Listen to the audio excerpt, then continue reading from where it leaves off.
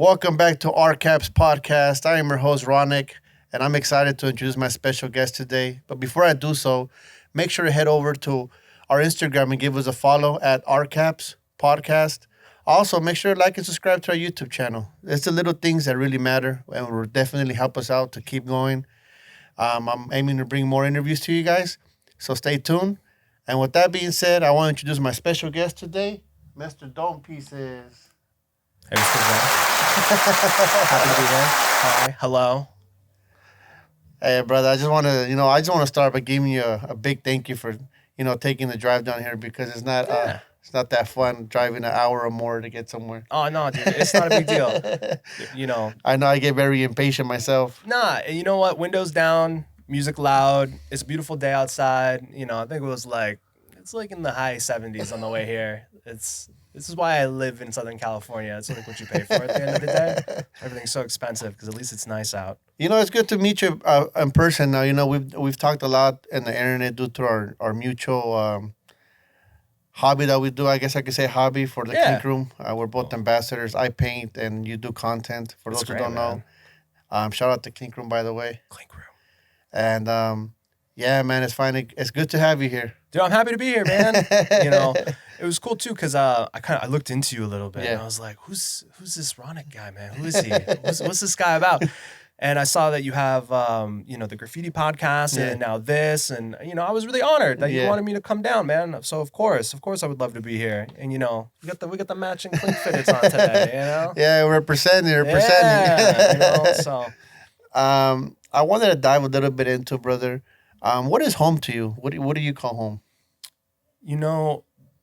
That's a good question. Yeah. I like that question. I'm going to stay very cliche with it, I guess. Home is kind of where the heart is. I grew up out here in Southern California.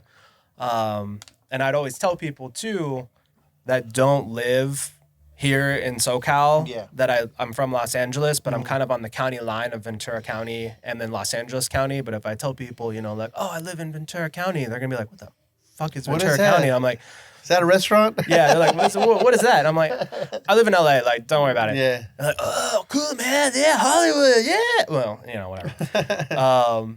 But I've grew up out here for most of my life. And then I lived in Las Vegas for a really long time too, which is cool. Yeah, so my early 20s to my mid 20s, I lived in Las Vegas, which was super crazy. I had a lot of fun that I don't remember, which is great. What happens in Vegas stays in Vegas? Yeah. Oh man, dude, what happens in Vegas does stay in Vegas. What part were you in? All over the Las Vegas area. So I lived near UNLV for a little while. Okay. And then I kind of lived on the west side near Summerlin. And then I lived on the north side on the 95, kind of near, I think it's the Santa Fe Casino, kind of on the north end of Vegas. But I lived all around there before it started to really blow up. Because right now they're having, there's so much housing construction going on and the city's getting super huge and it's all getting super expensive. So to me, because I lived in the north side in my early 20s. No way, I really? lived in the north side and right there off of Acme. I lived on a street called Bengal. Okay. And to me, it seemed like Vegas was just becoming a place where everybody was running away from. Like, you're running away from LA, go there. You're running away from Arizona, go there. Dude, yeah. That's how I felt. Yeah, it was funny. Because when I lived there, I made friends with a lot of people that, were born and raised in Las Vegas. And a lot of them all kind of said the same thing. They're like, yeah, dude, a lot of people from California are starting to move here. Yeah. Because what ends up happening is, when LA gets too expensive, and it's been too expensive. Definitely, man. It's been too expensive. Everybody kind of moves out of the way, and Vegas was super cheap. Yeah. When I was 19 and I was looking for places to live out here, there was just no way. Okay. And then me and my buddy, we got our first apartment, and it was $750 a month for a 2-bedroom apartment, and that's not $750 each. It was $750 total.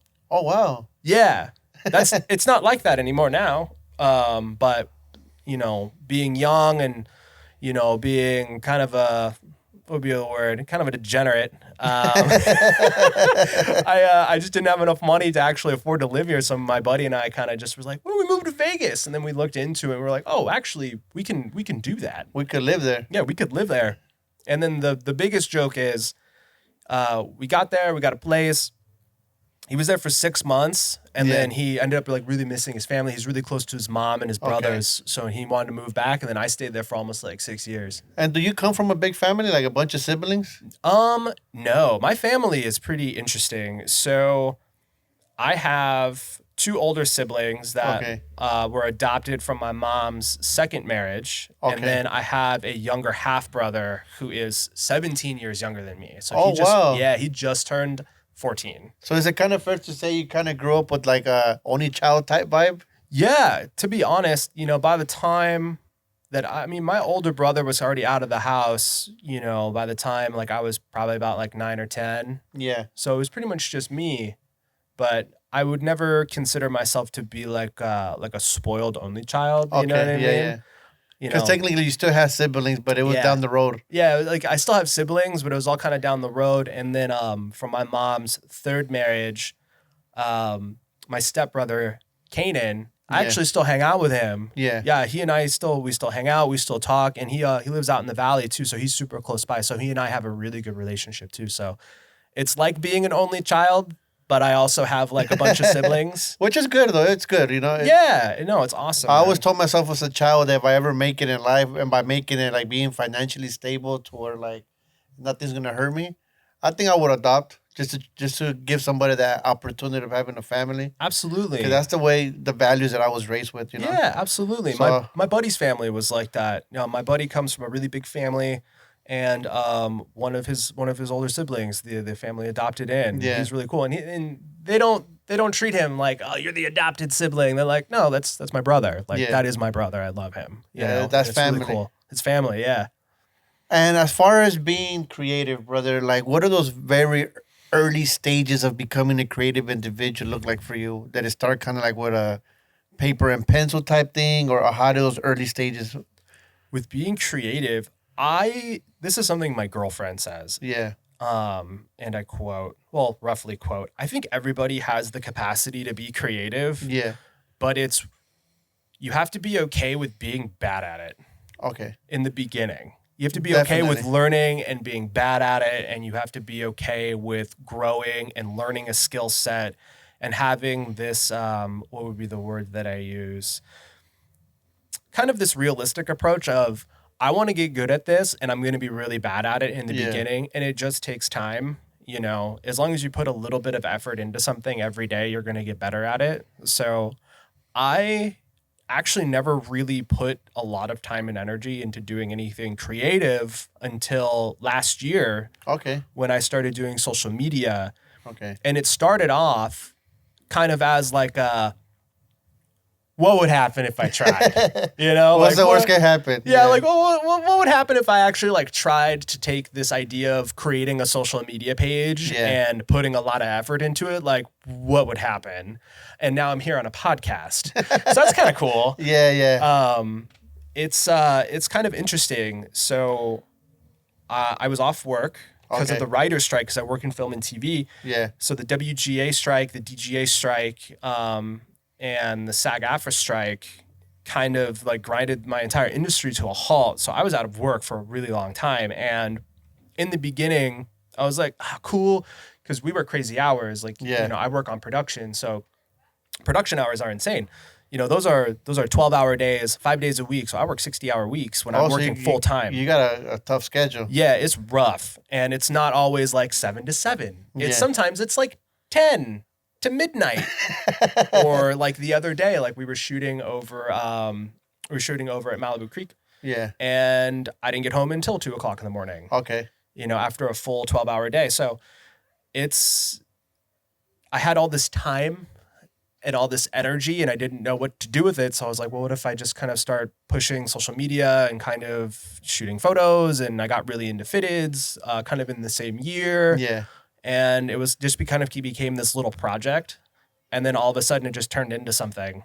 Was a fitted cap always like a passion for you? Like something you're always kind of like, I guess something you always explore, kind of like, hey, I like caps. Maybe I get that color one, or maybe I go to Lids or whatever store and grab that cap, or it just happened for you? No, it just happened. So This is kind of the fun story of, I actually used to be almost 300 pounds. So I lost a lot of weight. Yeah. 300 pounds? Yeah, I lost like roughly 100 pounds. So you're kind of like as big as me. Yeah. Oh, wow.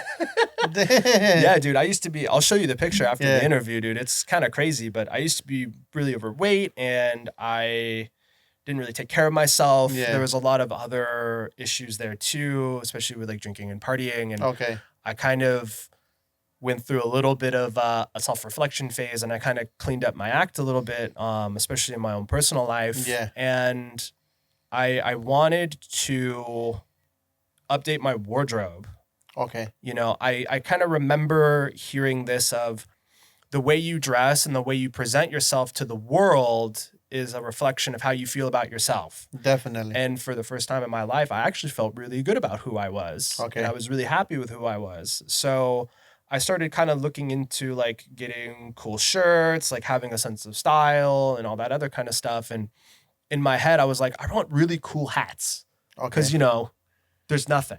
And it's always been like that? Like you've always been bald? I mean, I started going bald in my early 20s. Oh, you started losing hair. Yeah, I started losing hair. And then right around 22, my older brother and I, we were at a casino. We got really drunk. Yeah. And he's like, all right, Taylor, just let me shave your head. And I was like, well, but if I shave it, I'm never going back. Yeah. And then from then on, you know, I've just kind of kept the shaved head, and thank God I don't have like a weird shaped head. Some people, as a side note, some people got a weird shaped head, and everyone's like, you look good bald. I was like, thank God, because I used to do that when I was in my early teens, right? Because just due to the fact that I wasn't financially stable for a haircut, right, as a kid. yeah.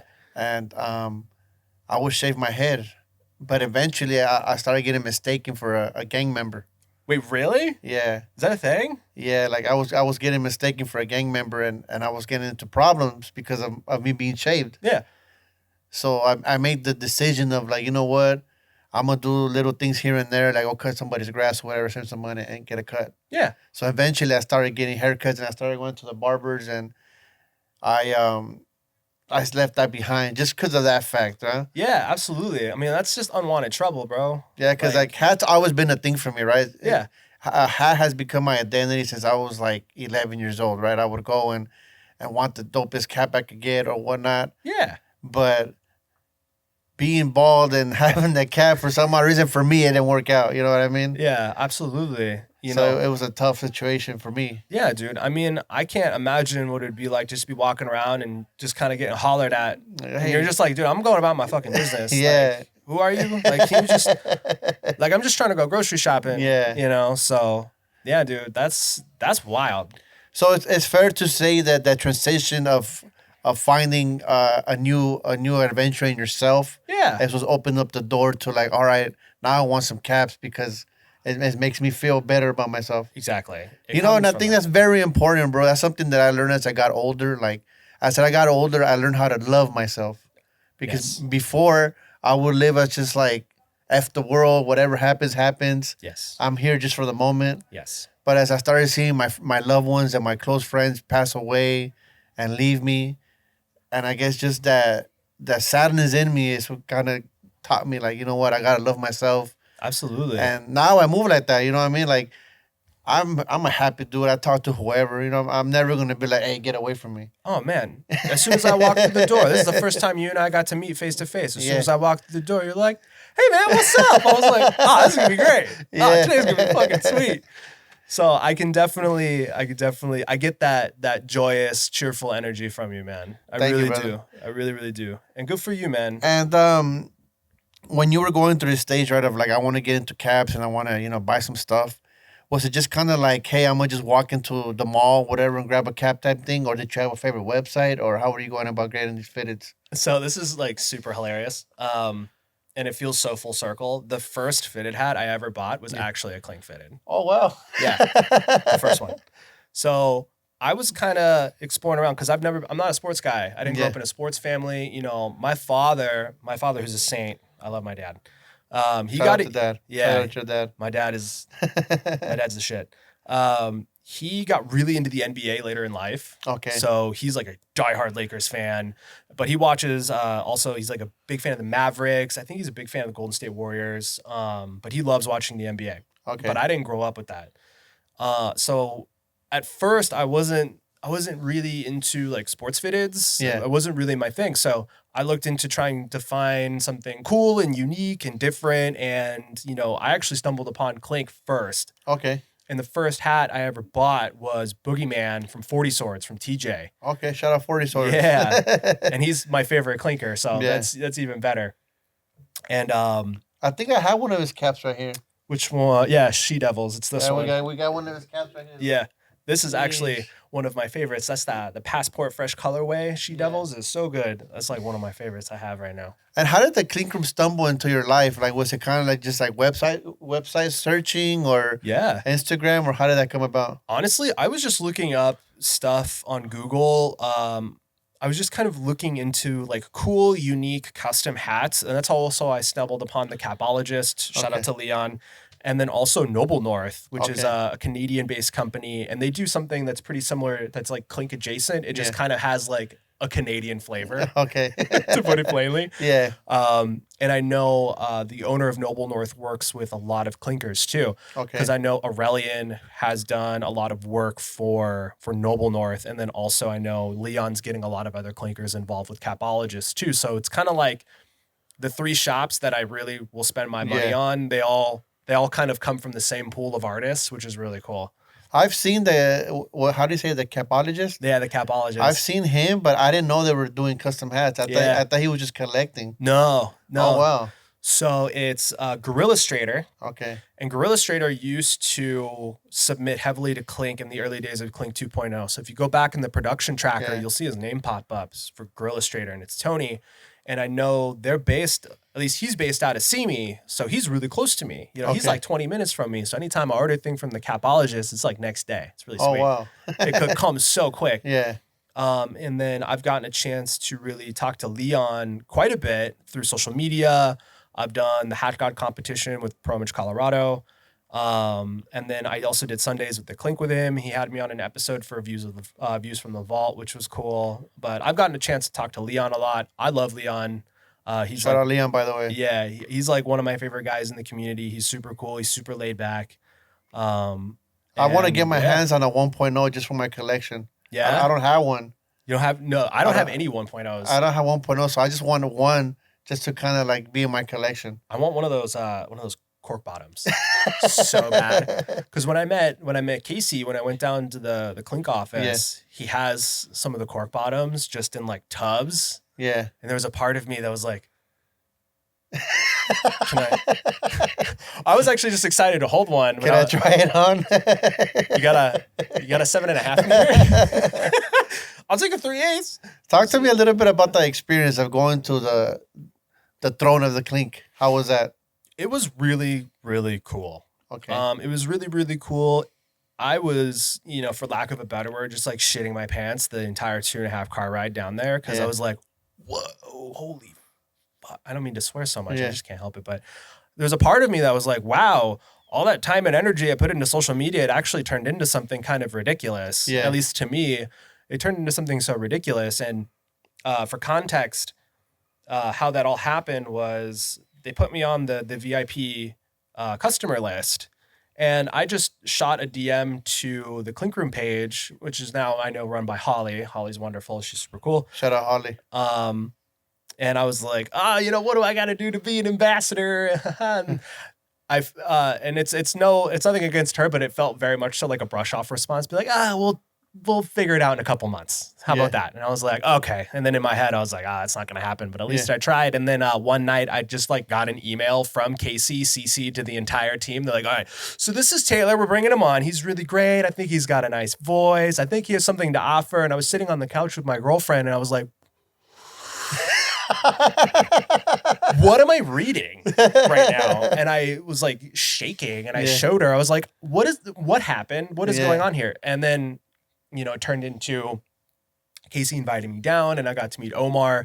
And Omar's cool as fuck. He's probably the coolest person I've ever met in my life. Yeah, shout out Omar, man. Yeah, Omar is cool as a cucumber. Yeah, that guy, man. He's done a lot for me, man. Shout out Omar. Yeah, man. And I've gotten to talk to Omar personally a little one-on-one too, just kind of in the DMs. And I was able to go down and meet Casey and the owner of Clink Room. I didn't get to meet Jason. I still need to meet Jason. But I got to meet Casey, and Casey was so cool and warm and welcoming, and where the office is feels like so San Diego. Like it's like he's like in this like artist compound complex and like Yeah. in the middle of San Diego, and it was so cool to see just like these tubs of, and there's one of every single release of every single clink hat like in these bins, and they had some 1.0s, and I kind of got to see his sketchbooks and stuff too, Okay. because a lot of people don't know, apparently, that, Casey and Jason with Brandios are responsible for creating some of the most, like hyped minor league sports team logos. Okay.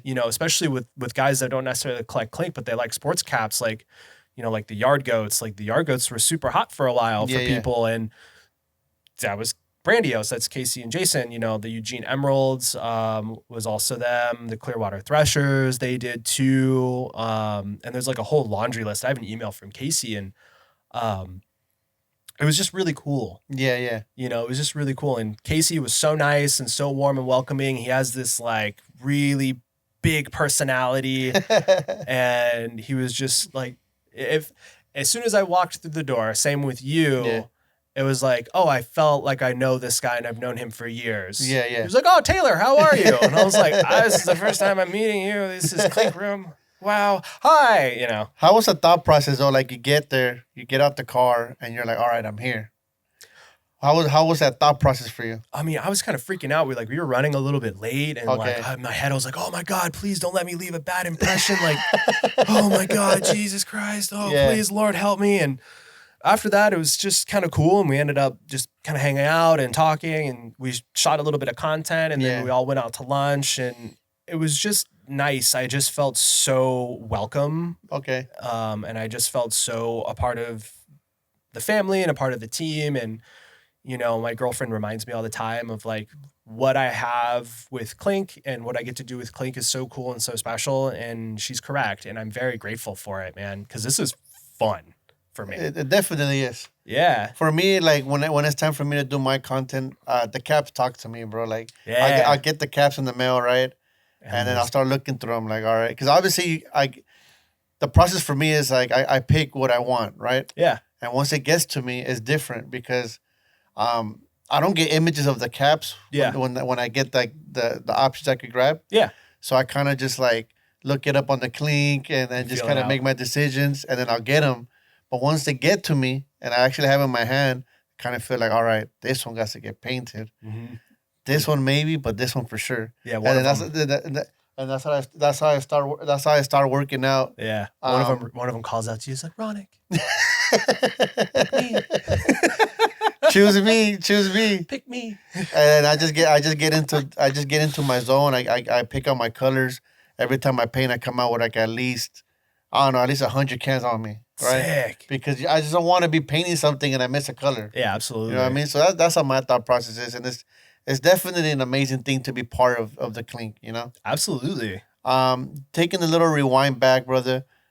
When you started buying caps, right? You say you bought your very first clink room cap, but at what point did you know that it was gonna be more than just buying a cap for you?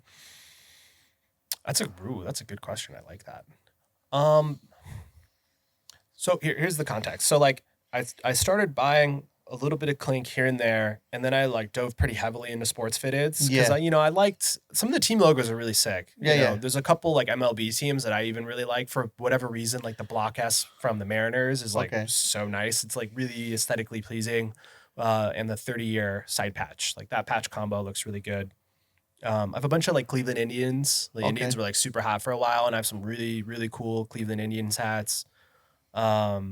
And then I have some minor league teams, and what I kind of figured out of like, I was buying like MLB, and then I started buying like minor league teams because I liked the minor league teams, and I got into like cap designs because like I started learning Photoshop and like designing sports fitteds, and I've designed I think I've done 9 sports fitted colorways, which is cool. Like you hand drew the design, like the logo? No, just like recolors. Okay. Just like recolors, man. I'm not that artistic. Don't give me too much credit.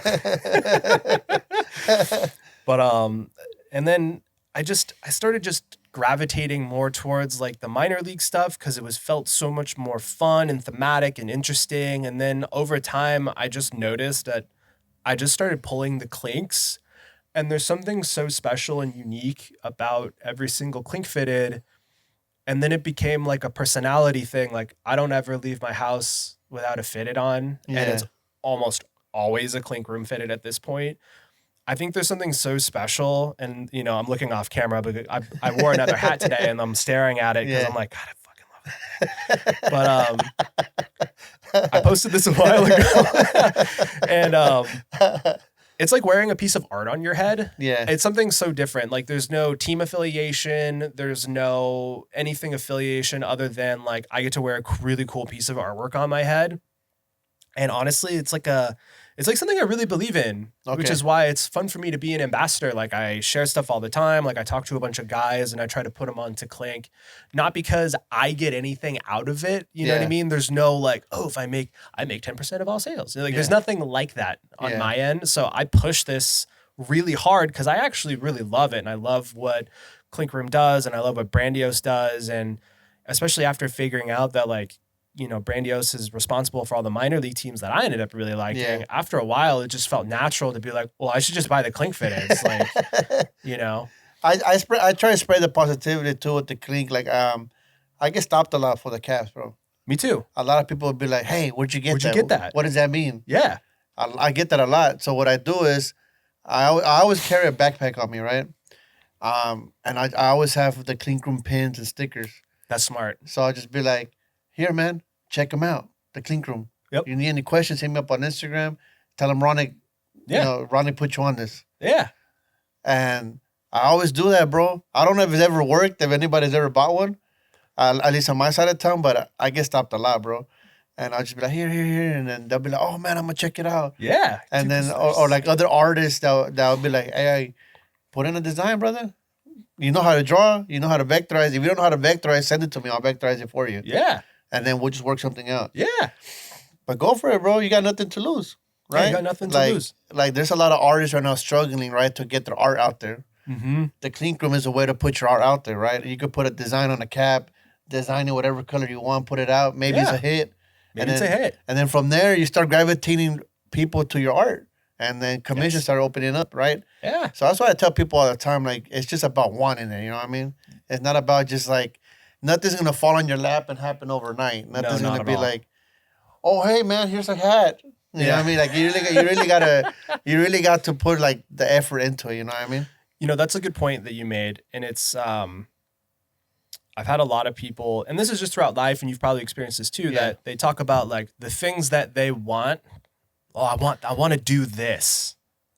And the question that always sits in the back of my head is like, how badly do you want to do it? Yeah. Like, how badly do you want to do it? You know, do you want it bad enough that you're willing to put in a lot of time and energy and effort into making it happen? You know, you can sit here and talk about being like, oh, you know, I really want to get my art out there. But if you're not putting it out there, it's never going to go It's never going to go anywhere. And, you know, it's kind of like that with social media, like creating for social media. It's like, you know, if you want it to go somewhere, like you have to put a lot of time, energy, and effort into it. And I think there's this misconception that like, oh, I got to go viral. And it's like, not necessarily. You know, not necessarily. And it's not fun going viral sometimes, bro. No, because you don't want all that attention. People have some very rude things to say, bro. It's true. You know what I mean? Like, I could go viral for, I don't know, dropping one of the most iconic hats. Yeah. But here you got this guy. But look at him. Why is he so big? You know what I mean? Like dumb things like that, right? They're just mad. Or why is he brown? Like, you know, dumb things like that. They're just mad because you end up doing what they want to be doing and they're not doing it and they think they're owed something. Yeah. No. At the end of the day, man, if someone's really mad that you're winning, it's because at the end of the day, they want to win too. And they're like, well, but I want to win. Why can't I win? So now that we talk about social media, brother, I looked into social media, and for me, interaction is important, right? Absolutely. So I noticed that a lot of people interact with you. They drop comments, they'll share your post, or you'll share their post. What do you think about your social media has I don't know what to call people that be on the internet, but gets people motivated to be part of what you got going on? This was kind of an interesting, I guess, strategy that I picked up. And this is pretty applicable to like any type of niche. So even for you. So like what I ended up doing was I created a group chat. Yeah. And I invited a bunch of people to a group chat that are all into caps. And it's a bunch of guys that I already talk to pretty regularly. But in my head, I was like, well, I want to be able to keep in touch with all these guys because they're cool. And I like talking to them. Yeah. But it gets really chaotic when you have like 40 different DM chains. So I was like, why don't I just put them all in one place? So I started a group chat. So I have a group chat with a bunch of guys that I talk to all the time. And it's not just like here's my post, like my post, share my post. Yeah. Like we actually shoot the shit. So like we'll sit there and we'll talk, we'll chop it up. I always say good morning to everybody in the group chat. Be like, hey, what's up? Good morning, boys. And then we'll do like a fit check. Like, hey, like, what you rocking today? Yeah, you snap the shot. Be like, all right guys, what are you rocking today? Yeah. So we'll do that. And then it kind of just turned into this little thing too of, like we'll share posts, we'll comment, we'll do kind of, I call it hitting all the buttons. Like whenever I see like one of my buddies' posts pop up, like I hit all the buttons. Okay. And that's for engagement. It's for the algorithm. But I think it's just like build a community. Okay. And have real, genuine conversations with like a good handful of people. Okay, because I've seen some people that have like thousands of followers, but only get like 1 or 2 comments. Exactly. So to me, that is not making sense. Like, what's going on here? So it's kind of weird. Like, I'm not going to pretend that I understand how like social media algorithms work. Yeah. But one thing I do fundamentally understand is like, I was reading into it a lot of like, if someone leaves a comment, reply to the comment. Yeah. And if somebody shares your story, DM them and say thank you. I'm serious. Like these little things, and it all just kind of create like a not necessarily a persona, but you just create a reputation of being somebody that will talk to you. Like I like to say that how I am online is just how I am in real life. Yeah. And like I'm just a dude. Like I am not anybody important. I'm just a guy. I like hats. I know now I like sneakers. This is expensive. These get really expensive, but yeah. And I just want to be able to connect with other people that kind of like this stuff too. And it's just fun, make it fun. And it's about having genuine connections with human beings. I think like one of the first things I learned when I was researching into how to like use social media is like be social on social media. Yes. And I was like, oh, that makes sense. That makes so much sense.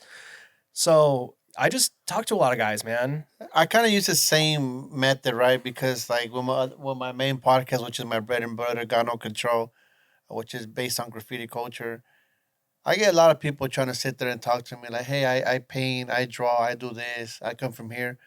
And I'm never that type of guy like, hey, bro, I'm busy. Get away from me. Yeah. It's kind of like, hey, bro, tell me more about it. Nice to meet you, man. It's a pleasure. Yeah. I always tell my viewers, man, I love you guys because without you guys, I'm nothing. Exactly. Without you guys, I don't have a platform. Yeah, exactly. And I appreciate everybody, so I always, that's why I always carry stickers. Like I give them a sticker. I sit there, I give them my time of day.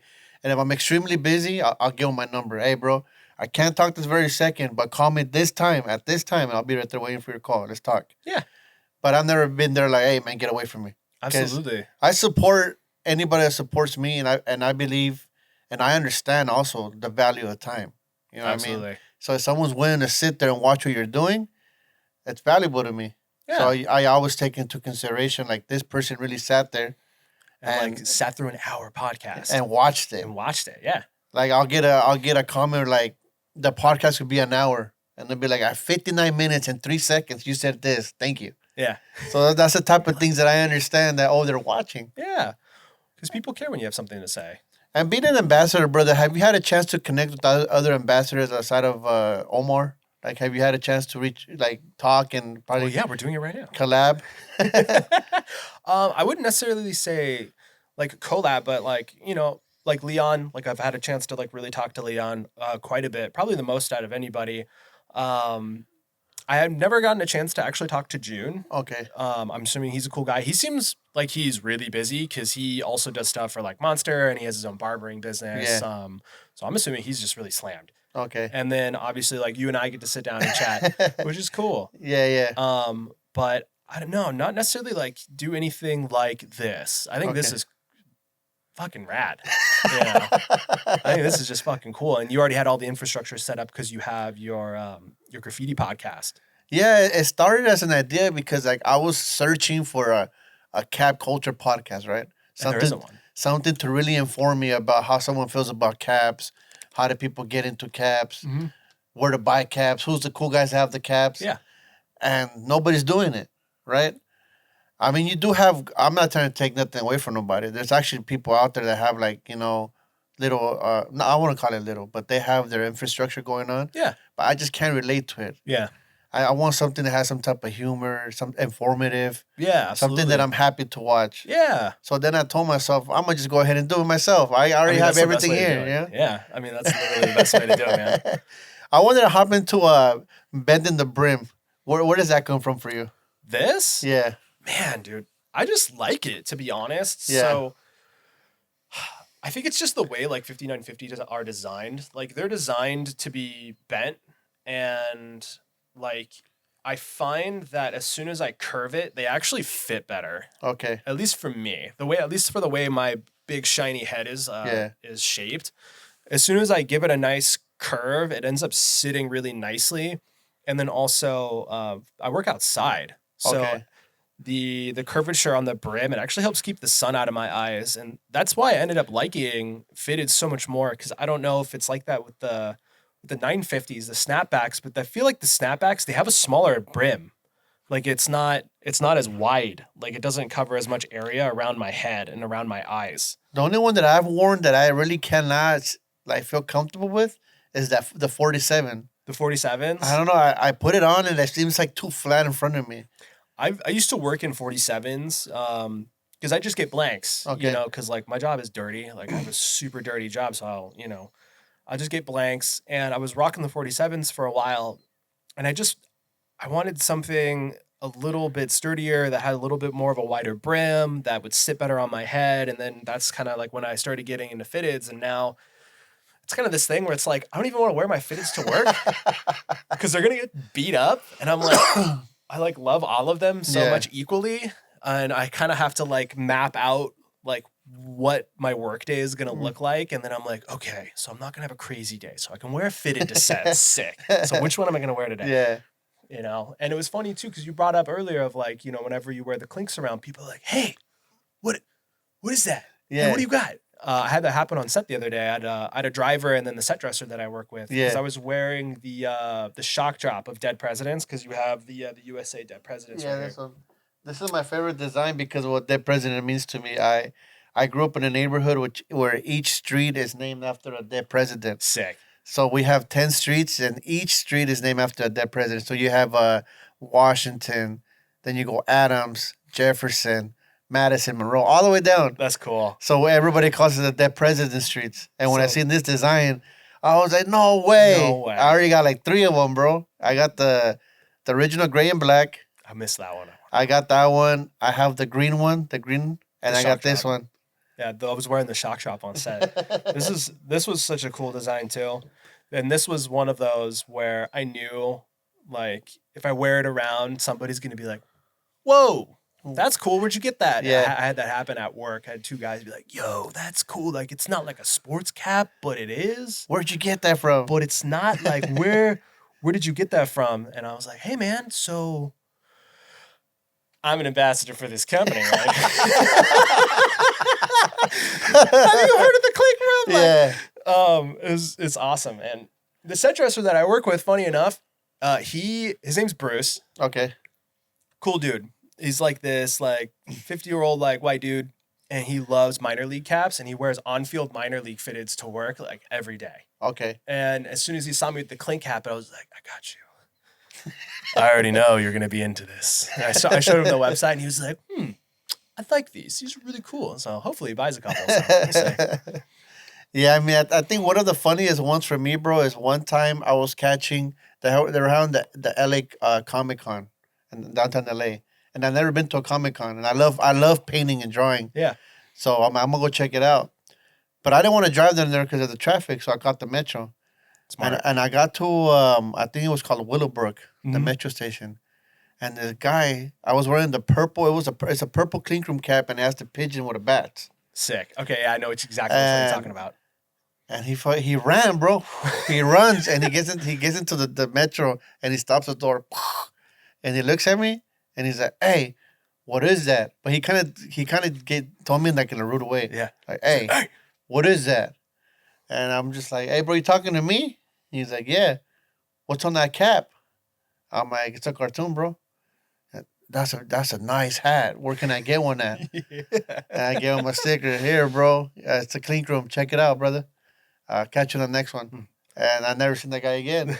But I thought it was funny that he ran into the metro train and stopped the train. That's so funny. To tell me about the cap, and I thought it was just crazy. That's so good, dude. That's so funny. Terminator style, like Terminator 2 just coming at you. You're like, whoa, man, you okay? It's like, yeah. But that hat, though. I think the ones that I get stopped the most, it's when I wear 40 swords. So it's like I have Bitter Rivals. That was the most recent one when I was wearing it around. Someone was like, that's cool, dude. It's like a ninja and a samurai. I'm like, what? Like, where did you get that, bro? I was in line getting a sandwich. I was like, dude, it's the clink room, man. Like, check them out. Yeah, check it out, man. Like, it's the clink room. Like, look how cool this is, you know? And I think I always tell people this too of with social media, like, especially like posting caps, like actually the sports fitteds end up getting a ton of engagement. Yeah. But when I go out in real life, like literally nobody cares if I'm wearing a purple Dodgers hat. Like, no one cares. They're just like, oh, it's a Dodgers hat. But when I wear the clinks out in public, it's the same thing. They're like, whoa, dude, that's sick as fuck. Where'd you get that from? Like, what? I need one. I need one of those, man. So I always tell people, it's like when you step outside your house, it's the clink room fitteds that turn heads. That's actually, people will stop on their tracks. They'll ask you. It's cool, dude. You know, it's cool, man. I know you have this pin right here, right? Oh, yeah. I know those are yours. Yeah. Can you tell me a little bit about how that idea came and what did that signify? So this is it's an Oni mask. Okay. Like, I don't know if it's pretty small, but it's it's kind of like this. It's on the shirt. Okay. This is from another shirt company I like, but I guess it just kind of comes from like I grew up. I'm such a fucking nerd, bro. I grew up watching like anime and reading manga. Okay. And it's still like stuff that I really enjoy now. I like Japanese aesthetic and I like Japanese cartoons and comics, and I grew up with all of that. So I wanted to kind of start getting into like pins. Okay. Just more of like an experiment. Oh, excuse me. We'll cut that out. But I wanted to start getting into like pins and clips and have products. Oh man.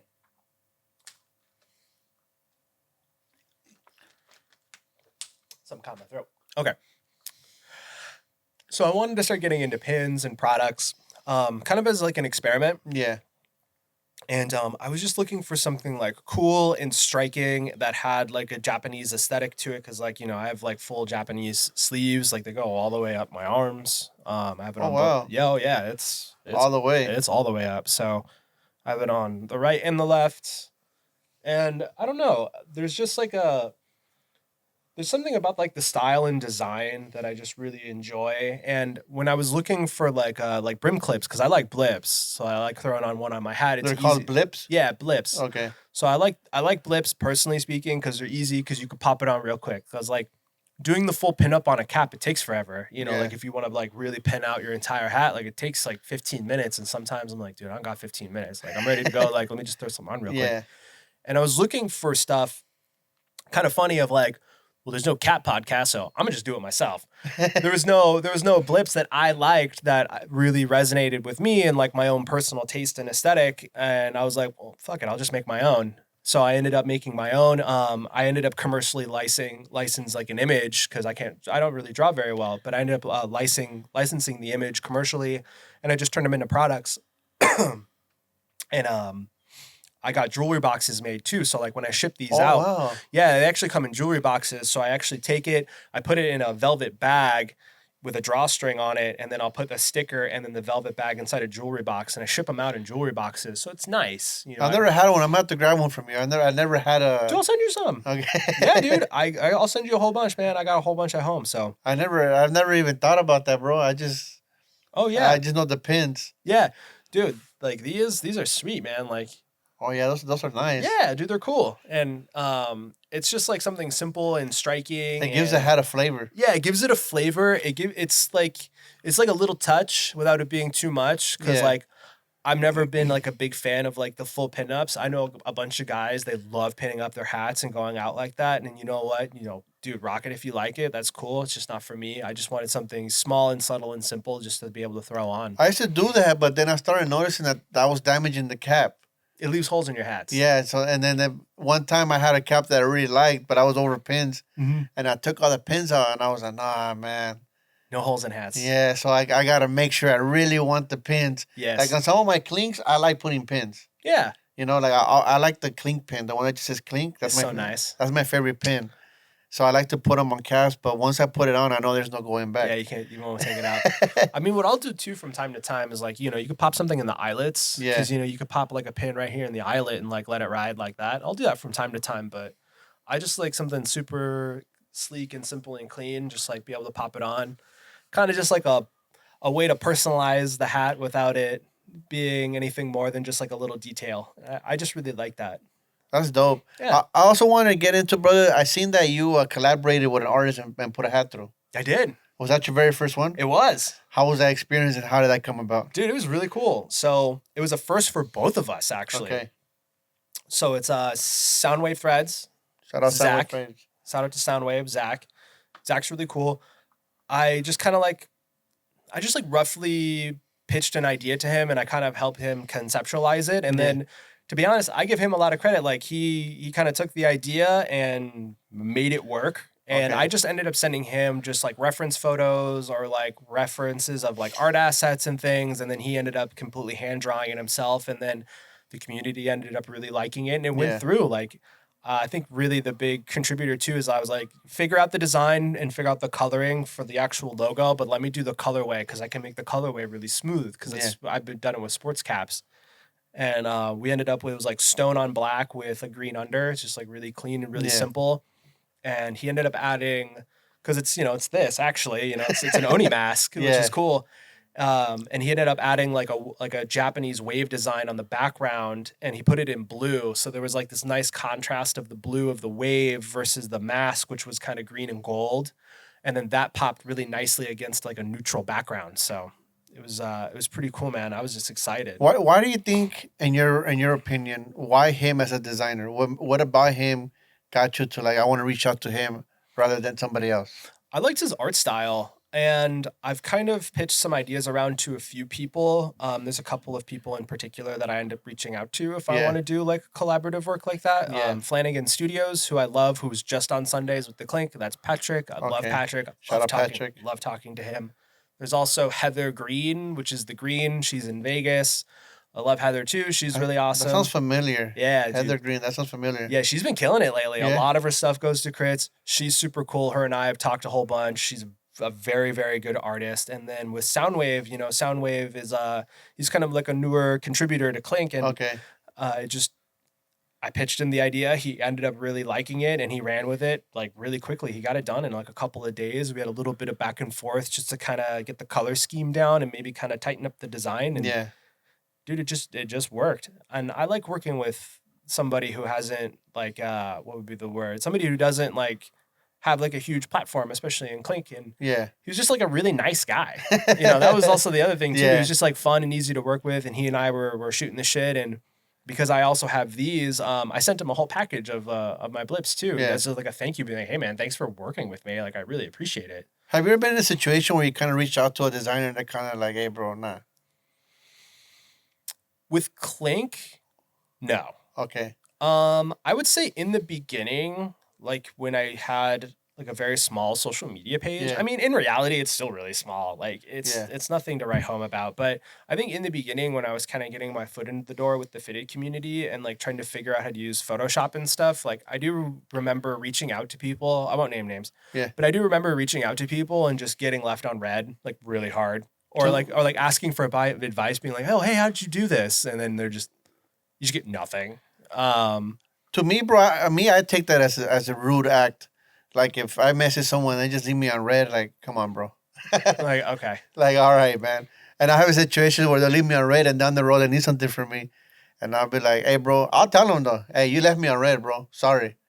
Bye." Yeah, I think the thing too, and this is kind of something I learned, is like it's all about approach. So I've told people this, and I follow this rule myself. It's like if I'm gonna reach out to somebody, the first thing I do before I ask them of anything is I just say hi. Okay. And I go like, hey man, how's it going? Like, I really like your page. I like what you do. And I just wanted to let you know, like I fuck with what you got going on. Do you mind if I ask you a question? I have a question about something. Maybe you can help me. I was just wondering if you have the time. And like that approach is like so much different than just being like, hey, how'd you do that? Like, hey, how do you do that? It feels so like abrupt. There's no like connection. Like if you attempt to make a connection first, being like, hey, dude, I really like your page, man. Like, I really like what you got going on. Like, I was watching this reel or this video, or I saw you post this. Like, how did you do this technique? Like, this is really cool. Like, I was wondering if you could tell me how you did it. I really liked it. Yeah. Like, that feels so much more personal. It seems a little bit more genuine than, hey, man, let me know how to do that. Yeah. Because I've had people do that to me, which is funny. Like, over time, like, I had that happen to be on the opposite end of things where people would be like, hey, can I have your fitted hat template for Photoshop? Just being like, bold about it. Yeah, being like, no, dude, like you didn't even say hi. Like there wasn't even like a, hey man, how's it going? I like your template. Like it's just like, hey, give it to me. Yeah, exactly. Like, hey, you got those color codes? You got all the colors, man? Can you send me those? You're like, and my experiences, right? Because I'm semi new to the clink. I'm only like about a year in, right? Yeah. And I have certain designers have been with me. And by with me, I say have talked to me since the beginning. They went out of their way to reach out to me. That's cool. Hey, what's up, bro? Yeah. And started, connecting with me. Yeah. There's only like a couple, like a handful of them. So I have so many designs, bro. I draw on a daily basis, right? So I have so many designs, and I haven't put a hat through yet, just because I just don't feel ready yet. Okay. But I have so many designs. Mm-hmm. So sometimes I'll send them out like, hey, bro, can I get your professional opinion on what do you think of this? Like I just sent one out the other day, right? Yeah. Like, hey, what do you think about this? It's great, bro. Good idea. Everything is good. Just, make the eye smaller. Change the mouth to a grim, like a teeth grim, and it's going to be on. So little things like that is what I could kind of understand where you're coming from. Absolutely. And I never come out of that, hey, bro, check this out and tell me, like, hey, bro, how you doing? How's the fam? Hope everything's okay. It's important. And, I'm working on some designs. Can I get your opinion? Yeah, send it through, and then we'll just talk. But I think it's good to be positive, Someone reaches out to you, just communicate, You don't got to be an asshole. No, not at all. I mean, I call it just pay your common courtesies. Yeah. Just be like, hey, man, how are you? I'm blah, blah, blah, blah, blah, blah, blah. I hope you're having a nice day. I really liked this thing that you did. Can you tell me about it? Can I pick your brain about it? That feels so much more, authentic and genuine. It's like I had a situation with Sierra Guns, right? Yeah. I painted his red cap that he did. It's like the MC. It's called MC. I think it's like a boombox or a cassette with a cap and a mic. Okay. And it has like a ring that says MC. That's cool. And I did a video of it. Mm-hmm. And a studio owner commissioned me. Like, hey, I need you can you come paint me a mural here? I'm like, yeah, what do you want? He's like, I want that same boombox on my wall. I was like, you sure? I'm like, the design doesn't belong to me, but let me reach out and then I'll let you know. That's cool. So I reached out to Sierra Guns. I was like, hey, brother, I just got commissioned to paint a mural inside a studio, and they're asking me if I could paint your design on there. Mm-hmm. I would never do it without your authorization because it doesn't belong to me. Absolutely. And I wouldn't just go and copy and just change a couple of things, Absolutely. So after communicating with him and talking to him, he was open about it. Yeah, bro, I'm honored. I can't wait to see it. Oh, that's rad. You know what I mean? Yeah. So it's like situations like that where like I feel like a relationship could go a long way. Well, that's just also mutual respect. Yeah. That's really what that is at the end of the day, more than anything. You paid him the respect of being like, hey, man, somebody else liked what you did already and wants the exact same thing. And before I just absolutely send it and go do it, is it okay? Yeah. Because this actually belongs to you. It doesn't belong to me. Yeah. That's just mutual respect, man. Yeah, and it's like that's why I feel like keeping it cool is important because if I would have kept it, been an asshole with him, like, hey, bro, I already painted it.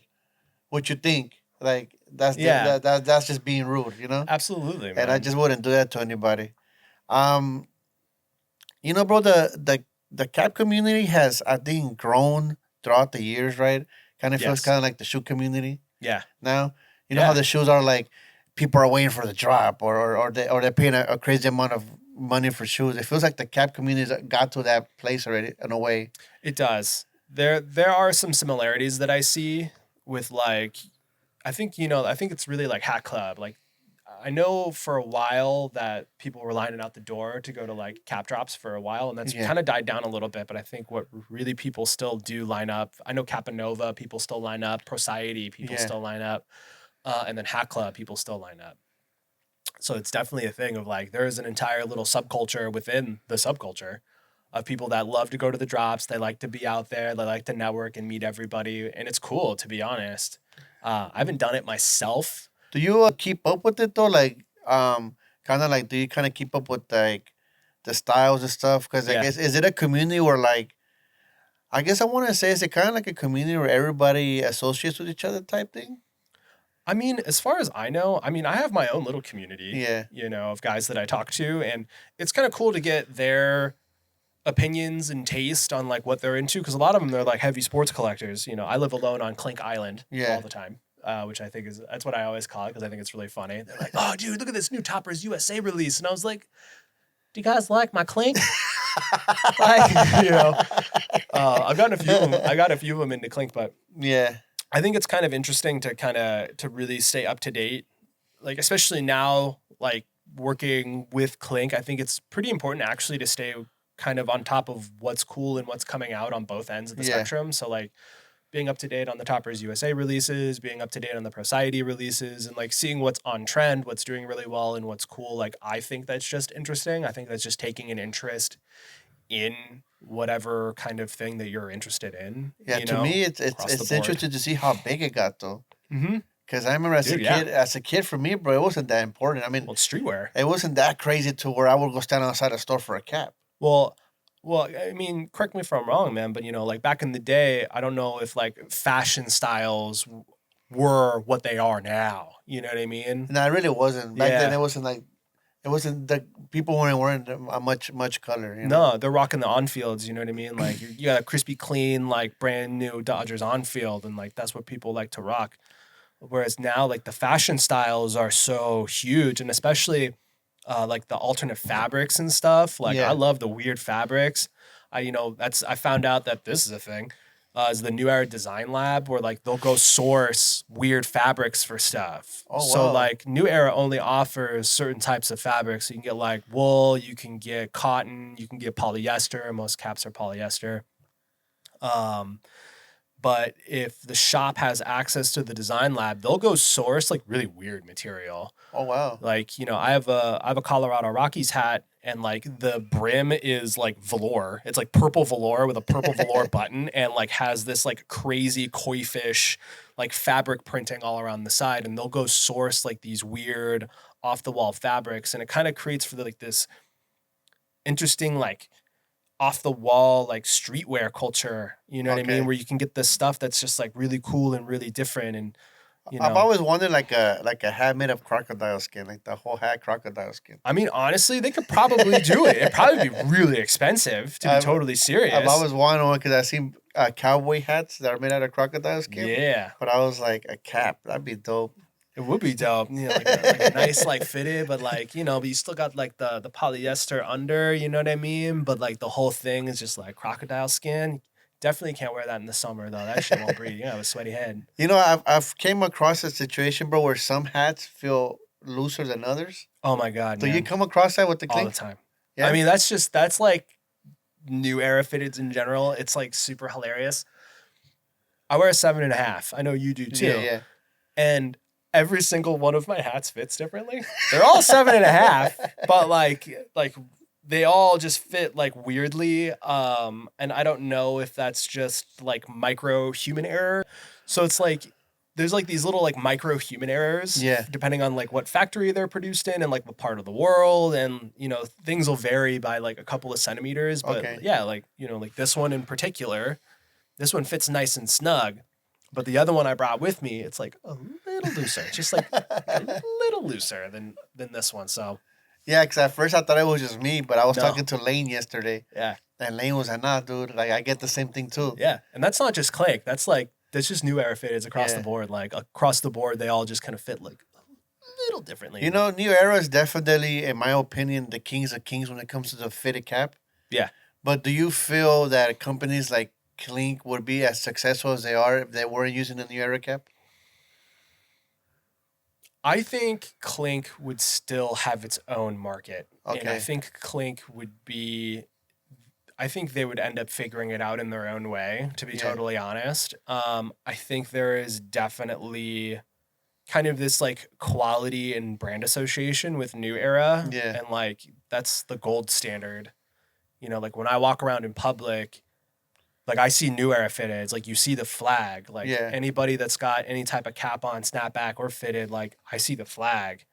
You know, that's just brand awareness. Yeah. But I will say in particular with Clink, I think they have something so unique and special that even without New Era, they would probably be hyper successful like they are. I I've would always consider wondered them to that. be Like successful. I've always wondered like if Casey would go out and manufacture his own fitted, right? He would. To his liking. He would. How would it do to the community? Where I like think- instead of having a new era flag, you'll have a clink flag. Yeah, I think honestly it would still do just as well, to be totally honest. There is something inherently like really special about Clink to me Yeah.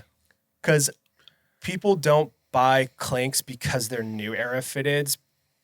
They buy them because they love Clink. Like Yeah. he has very much so his own audience. He's kind of carved his own lane and he even kind of brought it up in I guess like in a very like tongue-in-cheek way of he's like, I don't really care what anybody else does. I just like Clink, and as long as we make cool stuff, it'll just sell. And honestly, he's not wrong. Yeah. But that was definitely his like his energy and his mindset of like, I just want to make cool stuff and it will find its base. It will find its customer base. What can you say to that customer that complains about it taking too long with the cap to release? Ooh, I think there is this, well, maybe they know or maybe they don't, but the process of like it goes to the store versus you getting a product in hand is like a very tedious and long process. Yeah. So like the logo has to get digitized and then it also has to be digitized in such a way that, you know, works for embroidery. You know, Casey probably has to figure out like, oh, well, how are we going to make what parts are going to be raised, what parts are going to be lowered. They also have to make sure that they get a good sample in because I know they'll get samples and then they have to approve the sample. And once the sample's approved, then they can do the full production run. But if they get a bad sample in, then they have to go back to the drawing board. Also, they get a sample before anything. Before anything. Okay. Yeah, they get a sample before anything and they have to approve the sample to make sure that it's going to come out the way that they want it to come out. And I know probably in the beginning, I'm speculating, but Yeah. probably in the beginning, there was a little bit more of like a figuring it out as you go along. But I'm pretty positive now that Casey's got it figured out. And then the other thing too with long wait times, and he told me this, Yeah. was anything that has to do with like Latin American culture, it has to go through an additional legal department.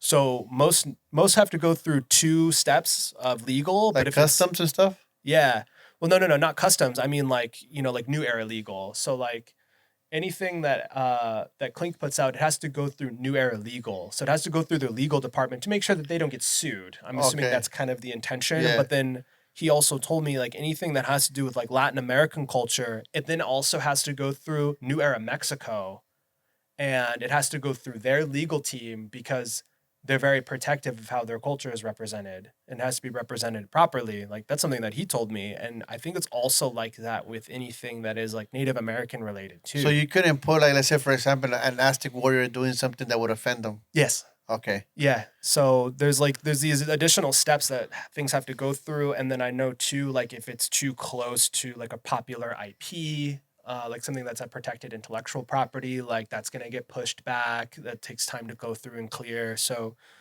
there's a lot of like steps in the process. It's not like, well, why did this take a year? It's like, well, it took a year because the company has to then, you know, approve these things because they're getting put on a fitted hat that's like owned and represented by New Era. And, you know, there's But a it's lot of other definitely, stuff. it's definitely, in my opinion, worth the wait. It's really worth the wait for me. Oh, yeah.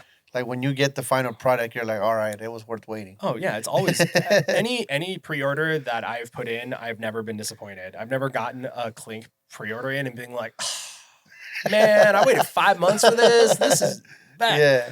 No, every time I get one in, I'm like, this is my new favorite. And then I like pull another one out of the order being like, but what if this one's my new favorite? And then I'll pull out another one from the order and being like, oh, but this one might be my new favorite. They're incredible. Like across the board, they're incredible. If there's something that you could change in the cap community, cap world, whether it be the clink or anything else, what would you change?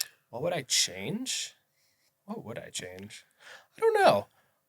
I mean, this is something I guess I'm already trying to do. Like I believe in Clink as a company. Yeah. I believe in what they do because I think they bring something so different and unique to the table. I just wish more people would know about Clink, to be honest. Yeah. And I know there's a lot of like diehard sports fans. Like I've met so many guys who are like, I am a Mets fan. It's actually one of my buddies. He's like, I'm a Mets fan. And that's all I'm wearing. And that's what I want to wear is the Mets. And I'm like, that's cool. But do you like sharks? You know, yeah. Like, hey, check out this shark hat though. This shark hat's pretty cool. Yeah. I met guys that are like diehard Astros fans. They're like, I only wear Astros. I'm like, all right, cool. I get you. That's fine. But look at this spaceman hat. How do you feel about that? You know, I guess it's like it's kind of interesting because like Clink isn't like hype in like a streetwear sense. Like, it's not hype. So it kind of gets passed over. But I think so many people are missing out on something that is inherently like really cool, especially when you get them in hand for the first time. Because I always say like once you get your first Clink, it's over. Yeah. Like once you get your first one, then you're done. It's like getting your first tattoo, you want another one. Yeah, I mean, you know. Something that I really want to see, bro, is like I wouldn't say a festival, but like an event. Like have all the Clink Room designers there. Maybe a representative from New Era. Dude, if we had ClinkCon, that'd be dope. Oh my god, that'd be rad. Had a gorilla there, you know. Dude, I'd run around in a gorilla costume. Casey, sign me up. Put me in the gorilla costume. You know what I mean? You can put me in the gorilla costume. Have all the ambassadors there. That'd be sick. Like, see, that would be fun. Like some food, you know. That's something that I've had in my mind. Like, you know, like it could be a clean con, a tacos and calves. I don't know, something. You know what I mean? Like a pop up too. Yeah. I know he kind of talked about wanting to do a pop up when I was down there, and you know, not to spill the beans, but I always thought that'd be super cool. You know, I would also love to see like a booth. Like, you know, you talk about Comic-Con. Like, I thought it'd be so cool for them to do a booth at Comic-Con. That'd be dope. I think that'd be super sick. Like, let people know, like, hey, you guys could do this too. Yeah. And they have the biggest one in San Diego too. Yeah, I know. The Comic-Con, so that would definitely be a good idea. Yeah. You know, I would love to see stuff like that. I think that kind of stuff is really cool. I know they have like patches and pins expo. Like that's a big thing. That's not necessarily like fitted centric, but it's pretty fitted adjacent in terms of like theme and stuff. But I think like a big like dedicated thing to like caps and kicks. Okay. Because they kind of go hand in hand. You know what I mean? Like caps and kicks, like caps and shoes. You seen those shoes that they for Omar? I did. I was so fucking jealous. They're so tight. Dude, I was so jealous. I was like, not only are those cool, but like Casey tore apart golden Clink script fitted to make them. And like... Oh, he tore apart a cap? They're made out of the golden Clink fitteds. Oh, you've wow. seen the golden script? Yeah. I missed out on that one. Yeah, that's what they're made out of. He got them like custom done, and they used like the fucking fabric from the actual Clink fitteds. I was like, dude, those are sick. Yeah, they're dope, man. They're dope. They're so when I seen them, I was like, oh man, I told Omar, you got to put on your own shoe, bro. I'll buy one. Yeah. Oh my god. Yeah. Casey got those custom made for him. I didn't know they came from the cap, though. That's cool. I can be misled here, but I'm almost positive that they are made out of golden Clink script fitteds. Oh, and wow. Casey got them custom made, and they actually have like the fabric from the cap on the shoe itself. You can ask Omar, but I'm almost positive that's what it is. It's so sick because I think it says like Clink on the back. That's dope. Yeah. You know, one of the things that I can say that I love about the Clink is how low key it is. Like you got to know about the Clink to know. Yeah. And I think that's what I preserve the most out of it, because it's like you could still have a cap and people be like, damn, this guy's different. What is that? Yeah. But if it was like everywhere, it'll become like a LA cap. Like when you wear a LA cap, it's kind of like, I get that. It's cool, but it's not like this over here. You know what I mean? So I think that's what I preserve the most of it. You know, like, damn, that's pretty cool. And I just enjoy it. Another thing that that I wanted to get into Yeah. is some people like the patches on the side and some don't. What is your take on that? I like patches. Yeah? I think side patches are cool. So I think it just adds like an additional layer of like fun. You know, Yeah. you can kind of get a little bit funky with the embroidery colors. You can kind of add little extra pops of color. Like I like side patches. I know that's a pretty divisive topic, especially for clink. A lot of people are like, no, just give me the plain Jane, which is cool. But I do like the patches. I wish that Casey could do more like thematic side patches, but there's like an issue with that too. They have to be Okay. general enough for him to keep using over and over Okay. again. I know that's something that he told me. Like, in order for him to get like it digitized, it's kind of like a whole process in of itself is to get something new digitized, and then to do patches. Like, they have to be general use.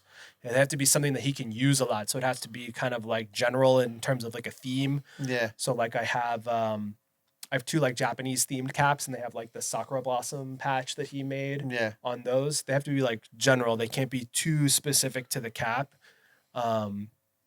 Otherwise, it ends up being kind of like messy, Okay. you know?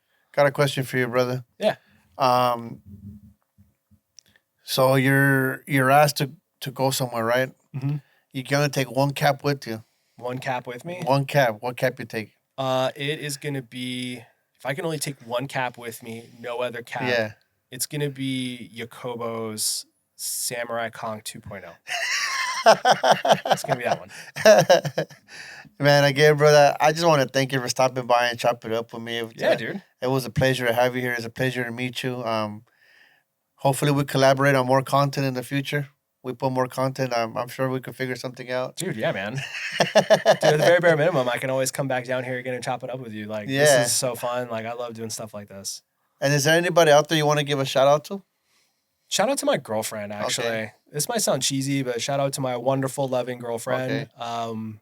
She was the one that really, in the beginning, pushed for me to like try. Okay. It was kind of like me teasing around with like the idea of like trying to turn social media into something, and she was the one that was like, no, like do it. Like, I believe in you, I love you, like I really Yeah. want you to make something for yourself, because she has her own business. Shout out her for supporting you. Yeah, that's a real one. She's my rock. She's my little ride or die. It's important to have that back support. I mean, Yeah. for someone to just it only takes one person to believe in you to Yeah. pump you up. You know. Yeah, and that was really her, like really in the beginning, and then I got also all the boys online. Like, shout out to all the guys that I talked to. Devin, Shout out to the Tony. chat.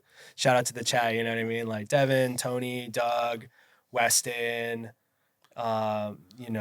Anthony, my buddy Liam, my buddy Rohan. Like, there's a lot of guys that like I talk to on the regular that are all wonderful. Oh, Jamal, like I love talking to Jamal too. Like, I talk to Jamal a lot. Like, there's a lot of guys that are in the fitty community that have been super cool, that have supported me from day one. So Shout out to all of them, and make sure to like and subscribe. like and subscribe. Make sure to follow Mr. Dome Pieces on Instagram, social media. Check him out, and make sure to drop a comment. Who do you want to see next on the chair? Who should we bring on next? Yeah. What topics you guys want to cover? Let us know. It's all love, and I'll catch you guys on the next one. Peace.